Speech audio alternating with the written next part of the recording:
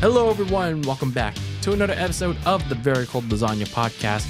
I am your host, Dylan Lasagna, and this is episode number 230 of this icy yet spicy podcast for all the filthy casual takes on the world of sports. And happy Thanksgiving week to you all. And I hope you're preparing well for your Thanksgiving feast, whether it's with your friends, your colleagues, your families, your relatives, you name it. And preparing all that good food, drinks, desserts, and all that jazz. And however you're preparing it and however you're indulging in your Thanksgiving coming up, I hope it'll be well. I hope you'll have a good Thanksgiving and feast in all of that good stuff. And maybe even get some good Black Friday deals, or watch some, when it comes to this podcast, watch some good football, watch some good sports on your Thanksgiving, or maybe even catch a good movie on your Thanksgiving. But yeah, just wanted to say happy Thanksgiving week to you all, and hopefully it'll be well. But in this episode of Very Cold Lasagna, we're going to be talking about the past week that was and the upcoming week that will be. So it's our NFL weekly roundup here on the Very Cold Lasagna podcast. And in terms of this week, this past week was week number 12, and the week that will be the Thanksgiving edition of our week that will be week number 13. Yes, that is right. That's why I say it's Thanksgiving. It's literally Thanksgiving-filled week of the National Football League. So, yeah, a lot to talk about here in the week that was and the week that will be here on Very Cold Lasagna in this episode. But before we get into all that, a little bit of housekeeping before we get started. Make sure you follow Very Cold Lasagna on all of our socials, whether it's on Twitter or Instagram at Very Cold Lasagna. And make sure you listen to the show wherever you get your podcasts and wherever Very Cold Lasagna is available, whether it's on Apple Podcasts, Spotify, wherever it's available. And if you're watching this on YouTube, make sure to smash the like button, smash the subscribe button. If you're not already, you should, by the way. Make sure you smash the notification bell to be notified of each and every upload that goes up for Very Cold Lasagna. And make sure you comment down below your takes on each and every topic when it comes to the episodes, the uploads, and in this case, it's this past week that was and the upcoming week that will be for the 2024 NFL season. And make sure you share this with your friends. Make sure you share this with your neighbors.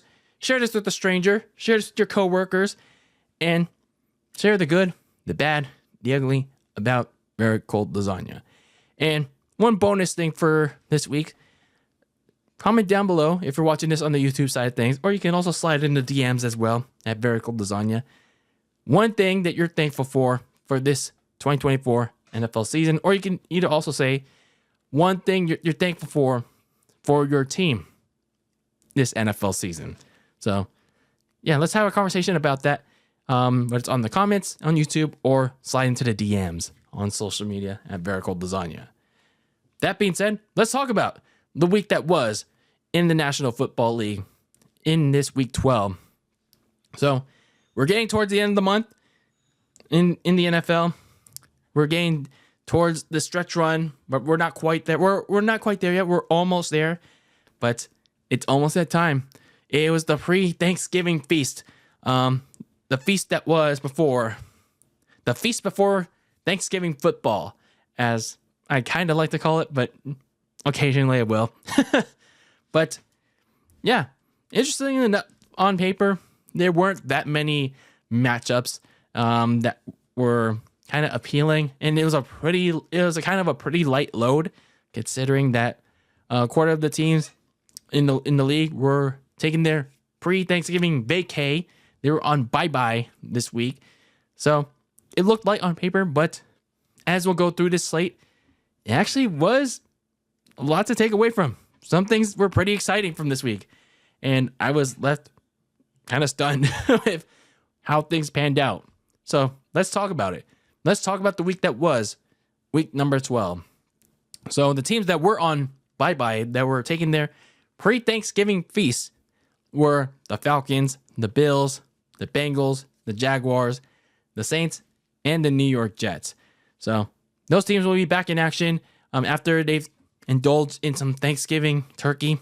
I don't know if it's cold, but that's on them.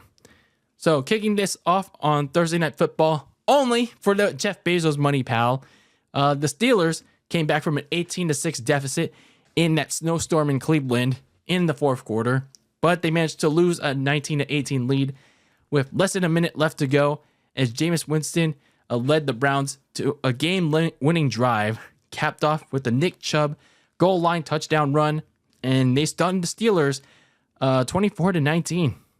Yeah, the skid marks. The skid marks actually managed to win this game. That goes to show. Every given week in the National Football League. And when you look at this game, when you look how it panned out for the Pittsburgh Steelers, you look at how Mike Tomlin coached this game. It seemed like from I don't know if you could say from the jump, but look at the final sequence of this game. All Mike Tomlin had to do, he was leading by 1, and he had the ball with that much time left. I think it had 2 minutes left to go, and all he had to do was decline an illegal formation penalty, force the Browns into a do or die 4th and 2, and for whatever reason, he elected to accept the penalty after he decided, like, oh no, I'll decline the penalty, and then he called back the referee, and then said, oh no, never mind, I changed my mind, I'll accept it, and it goes back from 4th and 2 to 3rd and 7, and then he calls a timeout on the next play, like immediately afterwards. That's bad. That's bad clock management. Bad coaching. That's a bad coaching decision. And because guess what happened immediately afterwards? Jameis Winston converts the 3rd and 7, and he eventually leads that go-ahead touchdown drive to take the lead and eventually win the game. Oof. And I'm not saying it's going to be a costly win yet, because there's still about a month of the season left to go, but you lost to a division rival. We'll talk more about the Ravens, how it affects them, but these division games, it creeps up on you pretty quick if you can't bounce back from them. So for the Browns, for a lost season that it was, this was a positive for them. I guess you could say it was another one of those positive for them. Stunning the Ravens, and now about a month later, you stunned the Pittsburgh Steelers on a Thursday night in prime time. So, hey, at least you got to feel something good about something. Going to the Sunday slate of games, starting with the early morning portion, the Kansas City Chiefs beat the Carolina Panthers 30-27. Yeah, barely by the skin of their teeth. Like Bryce Young and the Panthers, they were seemingly down and out, but they surprisingly stormed back in the fourth quarter, late to tie up the game. But unfortunately, they, again, were just another victim of the Chiefs' past opponents, leaving too much time on the clock because Patrick Mahomes led his team down to the field, down to the wire, as their backup kicker, Spencer Schrader, kicked the game-winning field goal at the buzzer to win that game. But I will say for the Carolina Panthers, though, probably their best outing all season, even though in defeat. Bryce Young, who started this game, probably had his best outing as the NFL quarterback in general. He looked more poised, took care of the football. He made some big-time throws to give the Carolina Panthers a fighting chance. His receivers kind of looked more competent in this game, but this is still a Carolina Panthers team that's, not really going anywhere. But, when you look at this game for Bryce Young, who may or may not be with this team next year, this at least puts some good film, some good audition tape, whether it's with Carolina or with somebody else. So this was at least something for Carolina to consider, or for some other team to consider. Meanwhile, for the Chiefs, yes, they're back in the win column. They bounced back in this game, but I didn't want to say the loud part out loud when I've been talking about them all season up to this point. But it's starting to get concerning for this team. This defense, this Steve Spagnuolo-led defense, that has been doing well for itself. it's starting to crack. It's starting to crack a bit. When you allow a usually inept Panthers offense to beat you down like it did on Sunday, like that's really alarming. That is like really alarming. And the offense itself, Patrick Mahomes and them, like they really stalled out in the third and fourth quarter until the very end. Like that's also very alarming. Like they really couldn't do anything. Patrick Mahomes got frequently sacked in that game, and that stalled out drives too. Like Mahomes couldn't move around the pocket. Like that's not good. That's not good for them. So, I mean, that doesn't change the fact that the Chiefs are still the team to beat until proven otherwise. But they themselves just keep looking beatable each and every week. But they're still finding ways to win. They'll keep lucking out, but eventually, at some point, if they don't fix these things, which somehow, some way they will, their luck eventually is going to run out.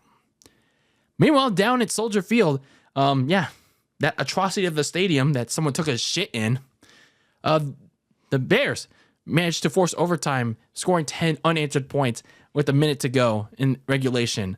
But unfortunately, they couldn't finish the job against the Minnesota Vikings, as the Vikings backup kicker, John Parker Romo, a mouthful of a name, he spoiled the Bears' hopes of winning it in the extra period, as the Vikings took the victory for themselves, beating the Bears 30-27 in this NFC North matchup. This wacky, wild NFC North battle that had some very strange special teams gaps by both teams, but it was one of the I think one of two games, or maybe even more, that had very strange special teams gaps, like very strange special teams events in Week 12. But when you look at the Bears, they lost again, but you have to be very encouraged that Caleb Williams played well in this game, and credit to the new offensive coordinator, Thomas Brown, for making Caleb look like a much better quarterback, scheming better around him. Caleb looks a lot better throwing when it comes to making some nice deep balls, which kept the Bears in the game. So, the Bears lost mainly because of their stupid coaching staff, aside from, I guess, Thomas Brown. But at least, there are some encouraging signs from their first overall pick. But still, you want to get the win.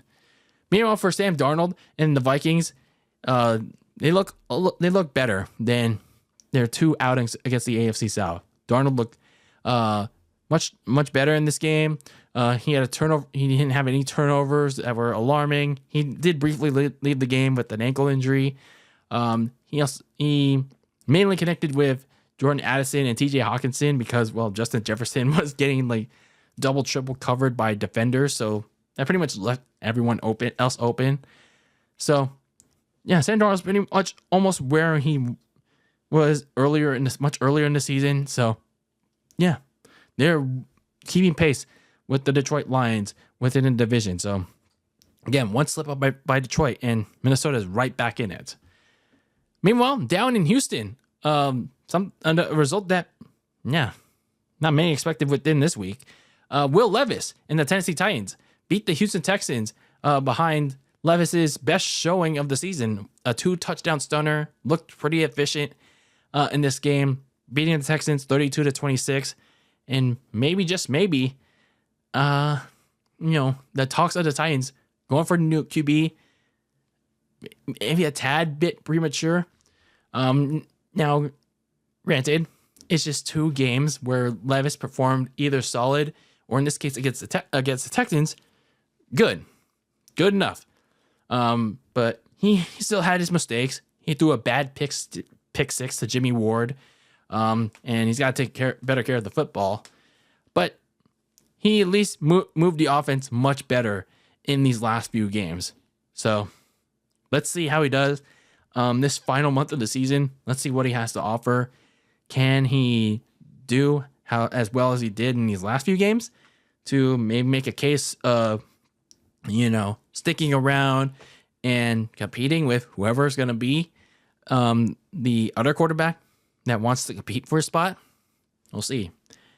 And when I look at the Texans, I don't know. I'm kind of disappointed with where they are right now. Like, I had high hopes for CJ Stroud when the season. I was like, oh, they're doing so well in the first half of the season, but it's like something is going on with them right now. Like, he has Nico Collins back from injury. They still Tank Dell's playing at a strong level too, but it's CJ Stroud. Like, CJ Stroud's making a lot of mistakes. He threw 2 interceptions, like back-breaking interceptions against the Titans.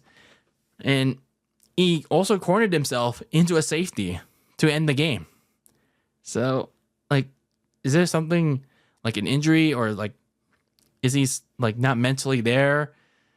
Like, what's going on with these Texans, man? So, I don't know if this trip to the land of all elite is gonna help, but if it doesn't, it's gonna get really concerning. And at least they have the bye week coming up after this, but we'll see. Maybe that could be the cure. Meanwhile, down in Indianapolis, the Detroit Lions used the combination of Jahmyr Gibbs and David Montgomery to rumble the scoreboard over the Indianapolis Colts, beating them 24-6. The Lions gained the victory over there.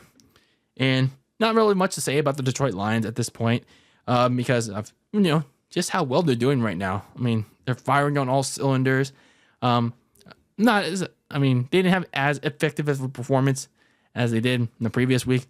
Just basically dismantling the competition, but they're still finding ways to win. So not really a whole lot to say going into their next matchup against the Bears on a Thanksgiving. But when it comes to the Colts, Anthony Richardson, he played okay, not as well as last week, but the reason why he didn't play as well this week, sure, he made some mistakes, but as I alluded to, I believe a month or so ago, that supporting cast is really making him mess up. Like, there were multiple chances where the Colts could at least made this a competitive game. Like, for example, a guaranteed touchdown pass in the first quarter, it was dropped by Andrew Ogletree, the tight end. And then there were a couple instances of the receivers or the offensive line negating positive plays because of self-inflicted penalties. Like, this supporting cast, it was pretty much killing themselves in killing Anthony Richardson with kind of dumb fuckery. Like, you can't have these. Like, the supporting cast was doing Anthony Richardson no favors. Like, they have to clean this up. And if not, they're not going to stick around beyond this season. Meanwhile, down in the Miami Gardens, the Dolphins raced out to a 31-0 advantage over the New England Patriots, courtesy of Tua's 4-touchdown day. The Patriots did manage to score in 15 garbage time points, but the important thing is the Dolphins beat the Patriots and swept the season series 34-15. And that Dolphins defense, credit to them, they were the kind of highlight of the day.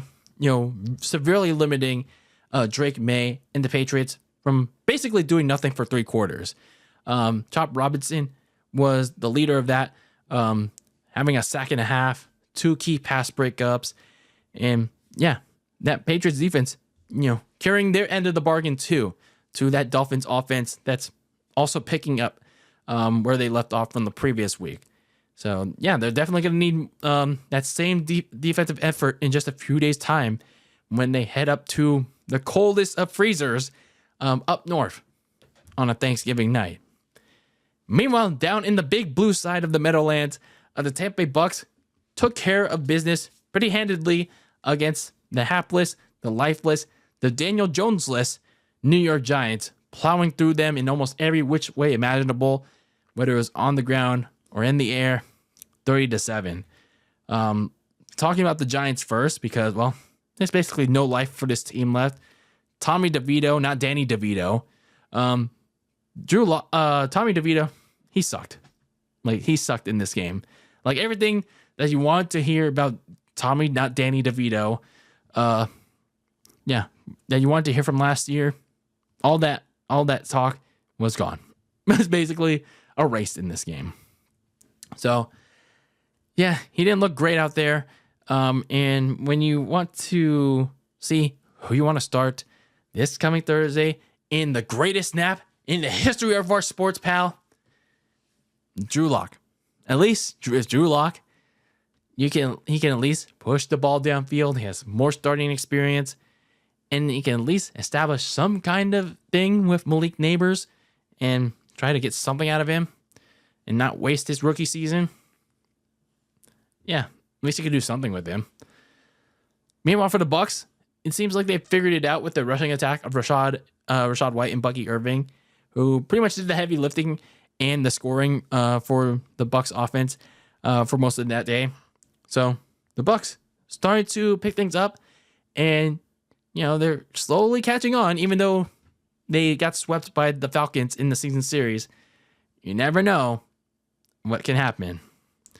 Meanwhile, down in the nation's capital, it was a fourth quarter scoring fiasco filled with very strange special teams events that I talked about earlier. And there was a bunch of blocked field goals, a bunch of special teams craziness, 2 kickoff return touchdowns. You had another Hail Mary siesta by Jaden Daniels and Terry McLaurin. But then the cherry topper right after that was Austin Seibert missing the most important extra point of his life. And that pretty much sealed the deal with the Cowboys stat padding a kickoff return touchdown on an onside kick, giving them the upset victory late over the Commanders, 34-26. It's like, oof. Like, that whole game was like, and it's a very slog. It was a very slow slog. Like, both teams were really struggling, and then you get to the fourth quarter, and it just becomes a flurry. It's basically a McFlurry of scoring, and then it just becomes absolute madness. Like, it was insane. It's all I could say. It was that crazy. Like, when you go right to the next game, you just like, how do you follow this up? How do you follow that up? Because you thought Washington had no chance. Oh, they're about to win this game, and then they missed the extra point. That was nuts. That was nuts. So, speaking of the Washington, I'm getting very concerned about them, and I get it. Maybe this was not meant to be for them. Like this winning streak, and then they start losing these games. Maybe it's not meant to be, because considering where they are now, starting off very slow, and how they are producing offensively, and then their defense is getting picked apart. And it's just, maybe it's not meant to be. Like, I get Jaden Daniels has been playing through a rib injury, which I commend him for, but maybe it's limiting what the offense could be doing, is doing out of fear of that. I don't know. I just, I look at it, it's, it's the offense has been stalling out to either Daniels throwing too low, too high, or just him missing his receivers, or maybe his receivers don't see him. I don't know. Like, them playing catch up when they're down big, it's alarming. It's very alarming. So yeah, the Commanders are in a bad spot right now. They're 7. Yeah, they're still in playoff positioning, but teams are gonna catch up eventually if they keep losing, and you don't want that, especially heading into this important stretch of the season. Going to the late afternoon slate of games, the Denver Broncos took on the Las Vegas Raiders in a rematch of, I believe it was week 1 when they faced off against each other. But anyway, Bo Nix scored another touchdown to Cortland Sutton in the fourth quarter to help the Broncos get by the Raiders and secure the season sweep over them, 29-19. Nix initially had a very slow start to this game, but he showed why he's been performing very well. So Bo Nix had another effective performance, I would say, to win this game. And yeah, he's been catching on. These Broncos have been riding mile high, as you like to say, on their way to potentially a playoff appearance. Granted that they don't fall apart late, but considering where they were a year ago, it's like crazy where they are now. Meanwhile, for the Raiders, oh man, where they were a year ago compared to now, it's like ugh. It's like it's ugly. It's very ugly, and it gets even uglier when you lose your starting quarterback Gardner Minshew to a collarbone injury very late in the game, and then Ian O'Connell still on IR, but apparently he's practicing again. But you don't know if he's going to be cleared in time for the next game. So enter Desmond Ridder, the former Falcons starter, who's now going to enter the Raiders quarterback factory of misery. And whether it's Aiden O'Connell that's going to start or Desmond Ridder is going to start for this next game, yeah, not exactly great for the Raiders. Meanwhile, down in Lambeau, Josh Jacobs notched 3 goal line touchdowns for the Green Bay Packers as they did exactly what I and many realistic 49ers fans thought was going to happen. They smashed, stacked, and packed the 49ers out of Lambeau Field, 38-10, getting their revenge from back in January in the divisional. So, Josh Jacobs being the main focus of this easy win. And honestly, considering Jordan Love's various erratic play, and nearly throwing more interceptions than you can imagine in this game, Josh Jacobs should be the focus of this offense. Let him pound the rock and to ease off some pressure off of Jordan Love. Because seriously, this isn't sure, Jordan Love snapped his streak, snapped that narrative of, I throw an interception every game this season. But, maybe you can ease some of that pressure off of Jordan Love by having Josh Jacobs be the feature focus of this offense until you can get Jordan Love under control. Meanwhile, for my San Francisco 49ers, man, what a fall it's been, man. What a fall it's been. First, you had no Brock Purdy for this game. I get it. You had no Trent Williams, no Nick Bosa, no Mooney Ward, but even then, they couldn't even had the grace to play their hearts out in this game. I totally understand, but at least make it look like you're playing hard out there.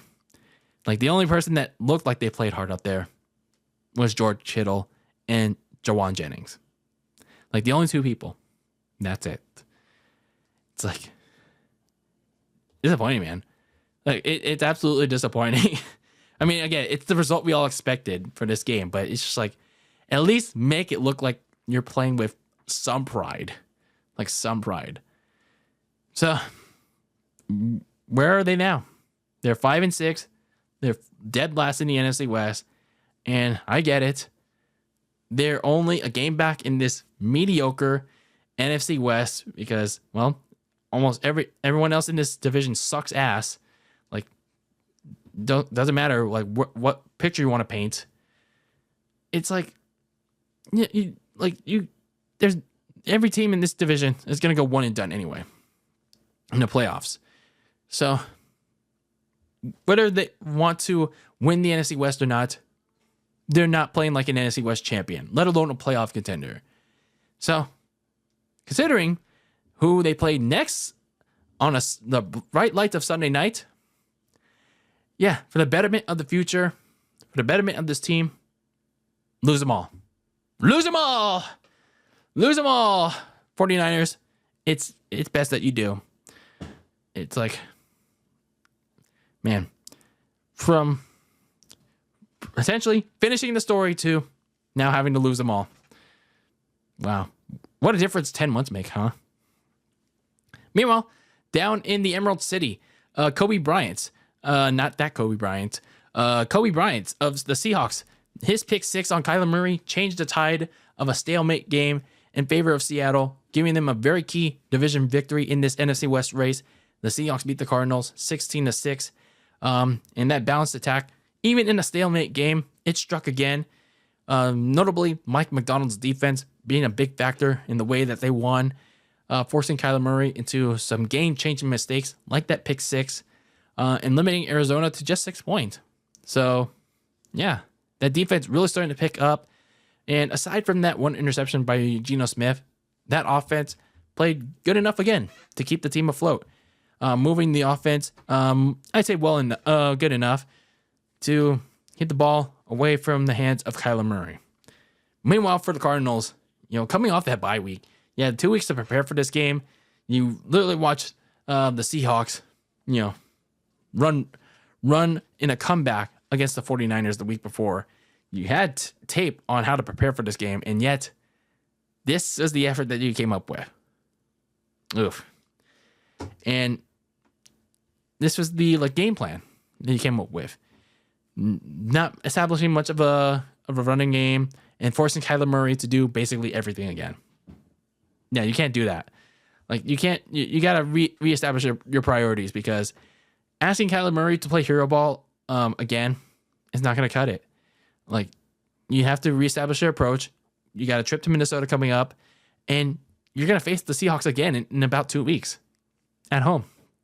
So, yeah, that offensive coordinator, Drew Petzing, whatever his name is, you got to reestablish your priorities when it comes to this offense. You got to balance out the offense and help out your quarterback.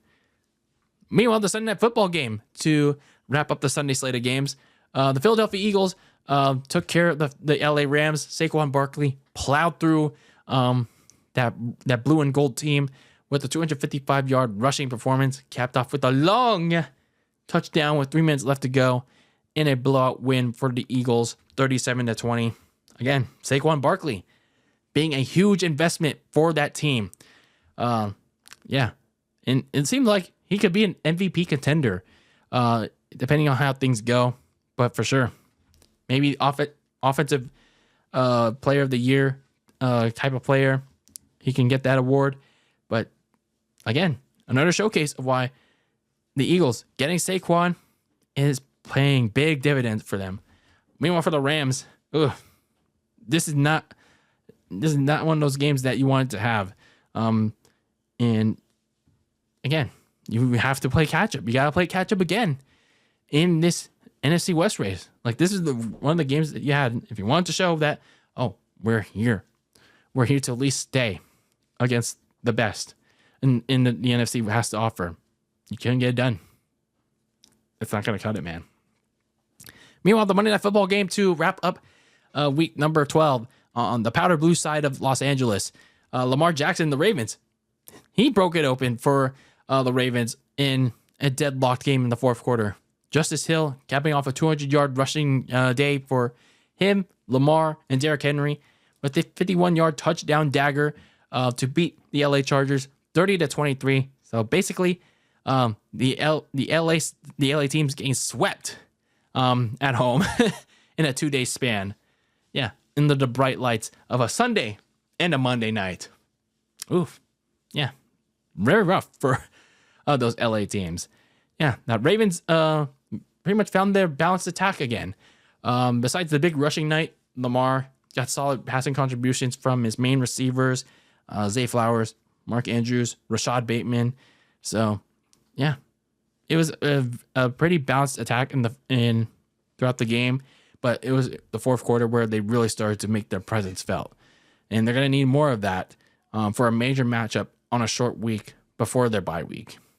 Meanwhile, for the Chargers, they had almost every opportunity to win this game. For Jim Harbaugh to finally get one over his brother, but they got a little too pass happy. Maybe a little too pass happy in the mid-range game. I mean, I don't actually mind it because Justin Herbert is a really good quarterback, but there comes major risk if you make him do it more than half the time, like he did in the fourth quarter. And when you have a receiving core that dropped it nearly half the time, actually nearly all of them, especially considering, you basically lost the rushing game. J.K. Dobbins didn't return to the game with some kind of injury that he had. So, yeah, they're going to have to figure out what to do. Especially if J.K. Dobbins can't come to the game for the next one. So yeah, they gotta figure out some balance quick, because if they don't, yeah, it's gonna get wonky for the Chargers. So that was the week that was for week number 12 in the NFL. Let me know your takeaways, your thoughts, how your team did, how your team didn't do, or disappointed you. Yeah, let's have a conversation about it. Now, before we move on to the week that will be this Thanksgiving-packed week 13, let's give out some awards. My stars of the week. And my stars of the week are quarterback of the Miami Dolphins, Tua Tagovailoa.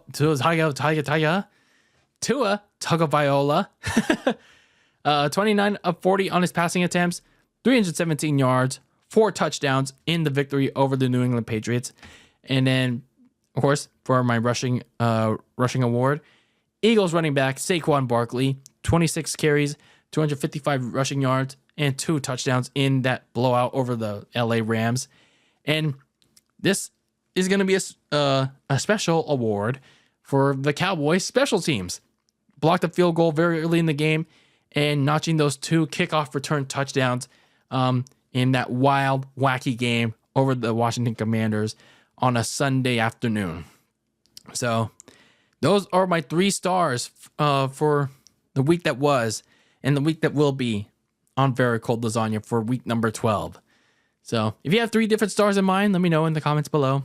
But on YouTube, or send me some DMs at Very Cold Lasagna. I like to know who your 3 stars of the week were, and maybe the week that will be as well.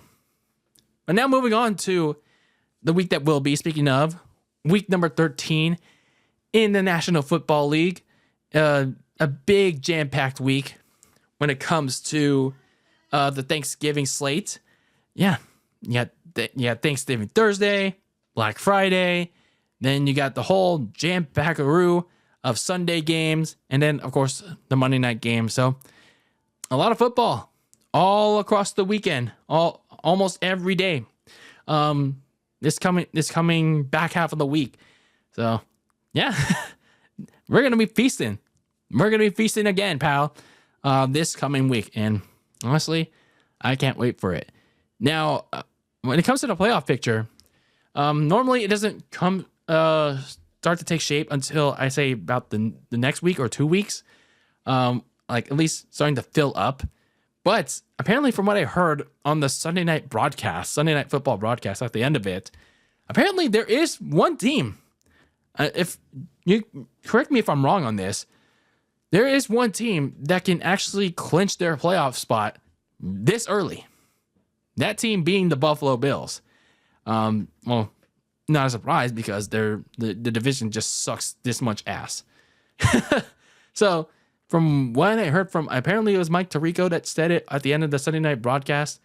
The Bills have an opportunity to clinch the AFC East if the Packers beat the Dolphins on a Thanksgiving night, and then the Bills themselves beat the 49ers on Sunday night. So, yeah, the Bills can be the first team to punch their ticket into the postseason if they themselves beat the 49ers on a Sunday night, and then the Packers do their job against the Dolphins a couple days prior. So, speaking of, let's get into the Thanksgiving slate, shall we? Let's get into this week that will be week number 13, starting with the feast that will fill up your tummy on a Thanksgiving morn, with the Chicago Bears at 4-7 taking on the Detroit Lions at 10-1.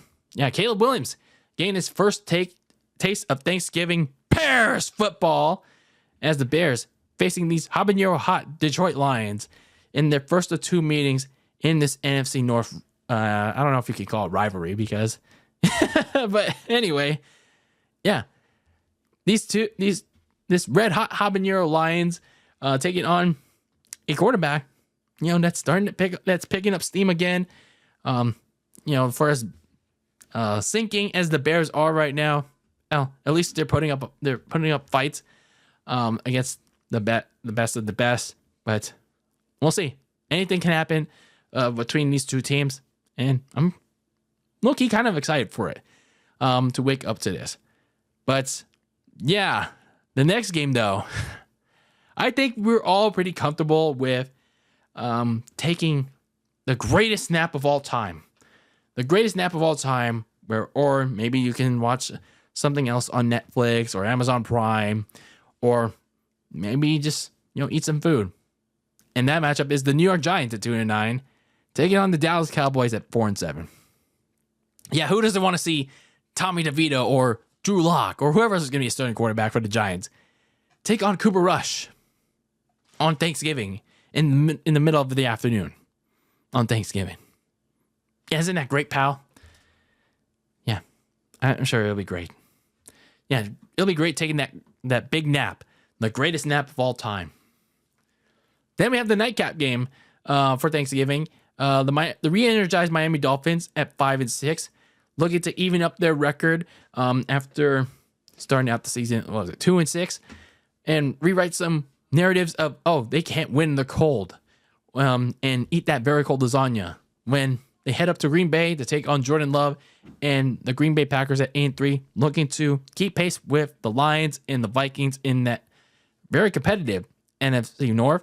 So a big game for both of these teams, for the Dolphins to try and keep themselves somewhat alive in that AFC playoff picture, and then of course, like I said, with the Packers, keep themselves within distance in that tight NFC North race.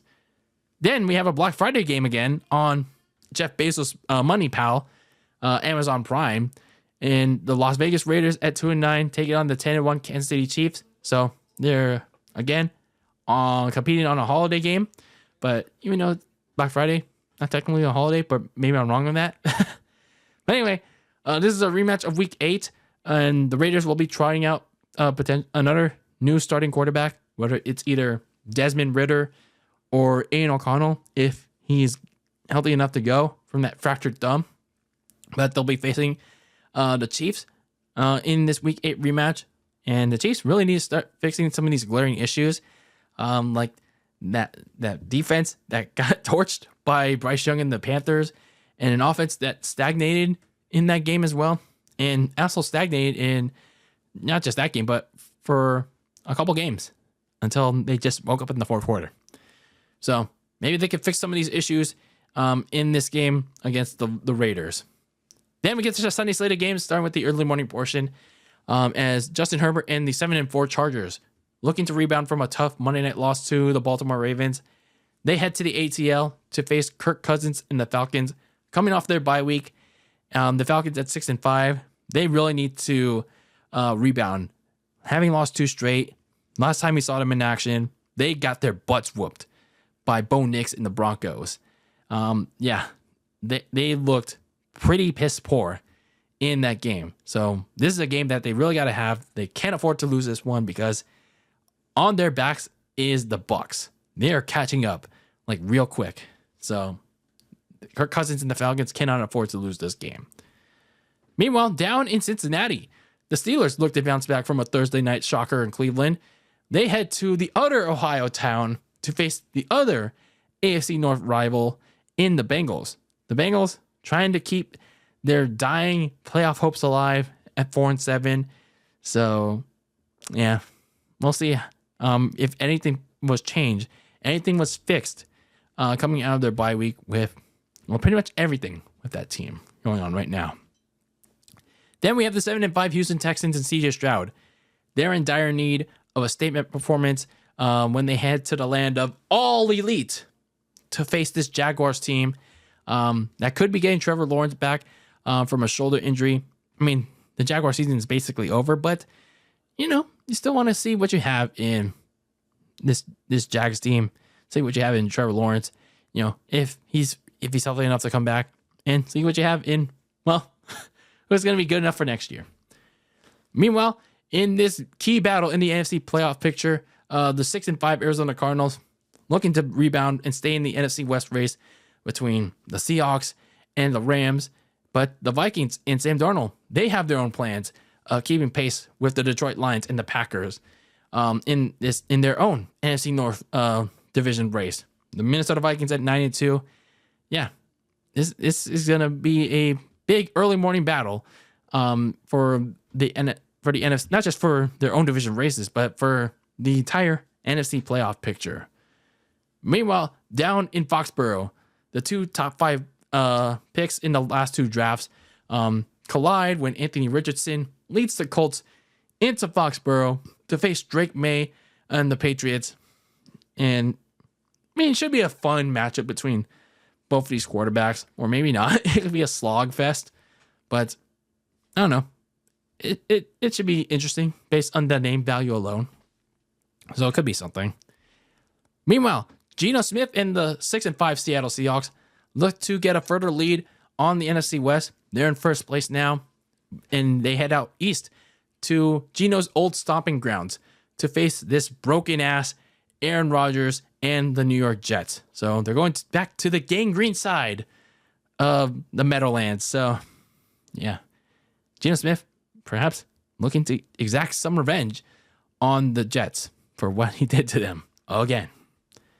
Meanwhile, you have Jaden Daniels and the 7-5 Commanders on a 3-game slide. They really need to snap it here to keep their playoff hopes at bay. But coming in before their bye week is Will Levis. Will Levis coming off the best game of the season. He's leading the Titans, even though they're 3-8. You know, they're coming in quite hot right now. Coming off that upset victory over the Texans, and they, the Commanders, they have to avoid another upset to keep their wild card hopes alive. Going to the late afternoon slate of games, Baker Mayfield and the 5-6 Bucks. They're kind of healthy, kind of rejuvenated, and they're heading into Carolina for a division matchup, looking to inch closer towards overtaking the Falcons in the NFC South. But beware, though, even though the Panthers are 3-8 right now, Bryce Young coming off his best game of his pro career, and you know he's been playing pretty solid to kind of good in these last 2 games. So the Bucks cannot overlook this Panthers team. Meanwhile, down in the Big Hard, not quite the Big Easy because it's still the Big Hard. Matthew Stafford and the Rams at 5-6, they got to bounce back from another damaging loss to probably their playoff hopes. So they got to bounce back again, but standing in their way is a Saints team at 4-7 that's actually kind of doing okay for themselves. Under interim coach Darren Rizzi, they're coming off their bye and maybe getting a little bit more healthy now. And this is going to be a key matchup for the Rams. They got to have this one. They already lost a key NFC tiebreaker to the Eagles. So if they don't get this one against the Saints, it's not gonna look good for them. Meanwhile, down in Baltimore, it's gonna be a battle of two dynamic offenses and rushing attacks. Probably gonna be the big matchup of the week when Jalen Hurts leads the Eagles into Baltimore to take on Lamar Jackson and the Ravens in what hopes to be a high octane and major battle. Even though it's a interconference battle, it should be a big battle for playoff positioning. Again, it doesn't relate to their standings, but you know, every win and loss should matter either way. So, yeah, this still should be a very fun matchup. Like Jalen Hurts, Saquon, AJ Brown, and Devontae Smith going up against Lamar Jackson's group. Lamar, Derrick Henry, Mark Andrews, Bateman, Zay Flowers, like that whole group. Oh man, it's gonna be a big battle on CBS. Like, why wasn't that the Sunday night game? Speaking of the Sunday night game, yeah, my San Francisco 49ers at 5-6, they will look to hope. They will look to pray that they get Brock Purdy back from his right shoulder soreness. If they want to avoid another smashing, another stacking, another packing of a lifetime, as they head to Buffalo for a Sunday night showdown with Josh Allen and the Bills at 9-2, who are coming off their bye, who are coming off their best win of the season against Patrick Mahomes and the Chiefs. So, yeah, the 49ers better pray that they get Brock Purdy back if they want to avoid this smashing of a lifetime. But even if they do get Brock Purdy back, is it a guarantee that it won't happen? I don't know. But if they don't, it's going to be ugly, people. Then we have the Monday Night Football game. to wrap up week number 13 as Jameis Winston and the 3-8 Browns look to play spoiler again as they head to the Mile High to face the potential rookie of the year, the offensive rookie of the year, Bo Nix, and the surging 7-5 Denver Broncos. Nix is going to be playing another potentially tough defense that is the Cleveland Browns. So, yeah, I'm being a little bit generous this week, not calling them the skid marks at the moment, but we'll see in due time. Like I said a couple weeks ago, like, why is the skid marks on another primetime game, that being Monday Night Football? But you never know. I mean, you never know. Facing this Mile High Denver Broncos team right now, but we'll see. We'll see how this goes. It could be pretty competitive. Even though the skid marks are a pretty below average, a bad football team, or it could be pretty bad. But that is the week that will be week number 13. It's going to be a feasting for us NFL fans to indulge in with all these games coming up on this Thanksgiving weekend. So let me know which matchup you're excited for. What are your predictions? What are your picks? What's the thing that you're looking forward to the most out of these Thanksgiving matchups? And if your team, well, basically all of your teams are playing. So what's the thing that you're looking for your team? If they're whatever team that they're playing this weekend, what's the thing that you're looking for the most, aside from a win, of course? Let me know in the comments below on YouTube. Slide into the DMs at Very Cold Lasagna. Let's start a conversation about it. And of course, like I said, about week 12, let me know your takeaways. Let me know what happened with your team or what didn't happen. Let's have a conversation about it. But anyway, that is it for this episode of Very Cold Lasagna. That is another week that was and another week that will be around the NFL in this 2024 campaign. I have been your host, Dylan Lasagna. This is episode number 230 of this icy yet spicy podcast for all the filthy casual takes on the world of sports. And in the next episode, I got a little Thanksgiving treat for you all coming up around Thanksgiving weekend. So stay tuned for that. And then after that, we'll be resuming back to another week that was and another week that will be around the NFL. But until then, keep that lasagna very cold in the fridge with your takes on the world of sports. And until I see ya, when I see you in the next one, peace out.